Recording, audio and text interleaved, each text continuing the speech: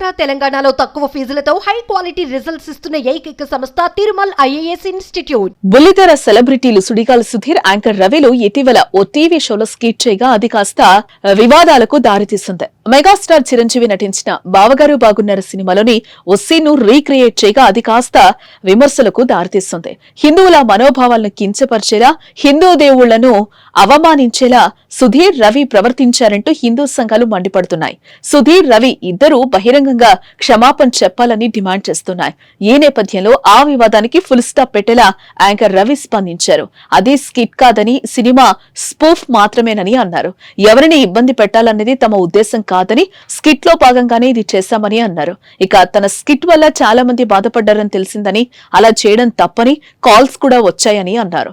తప్పైంది, క్షమించాలని, ఇక ముందు ఇలాంటివి జరగకుండా చూసుకుంటామని అన్నారు.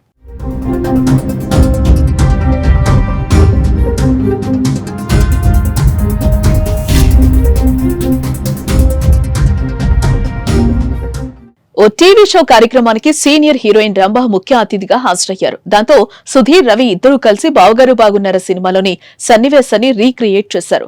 సినిమాలో చిరు నందీశ్వరుడి తలపై నుంచి శివుని చూసే క్రమంలో రంభ ఎంట్రీ ఇస్తారు. స్వామివారి దర్శనం అయ్యిందా అని అడిగితే నాకు అమ్మవారి దర్శనం అయిందని మెగాస్టార్ చెప్తారు. అదే సీన్ ను సుధీర్, రవి రీక్రియేట్ చేశారు. సుధీర్ నందీశ్వరుడి తలపై నుంచి రంభను చూస్తాడు. అదే ఇప్పుడు వివాదంగా మారింది. అందరూ నమస్కారం అండి.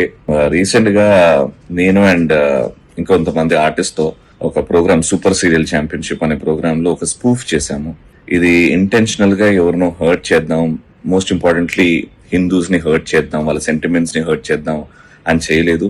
ఇదేదో స్కిట్ కాదు, ఒక రైటర్ ని పెట్టుకుని రాపిచ్చి చేసిన స్కిట్ కాదు. ఇది ఒక సినిమా స్పూఫ్. ఆ సినిమా సీన్ ని ఆన్ స్టేజ్ మేము ప్రదర్శించాము. అండ్ దీనివల్ల చాలా మంది హిందూస్ హర్ట్ అయ్యారు అని తెలిసింది. చాలా కాల్స్ వస్తున్నాయి అలా చేయడం తప్పు అది ఇది అని. బట్ ఇంకోసారి ఇలాంటివి చేయకుండా జాగ్రత్తగా ఉంటామండి. జై శ్రీరామ్, జై హింద్.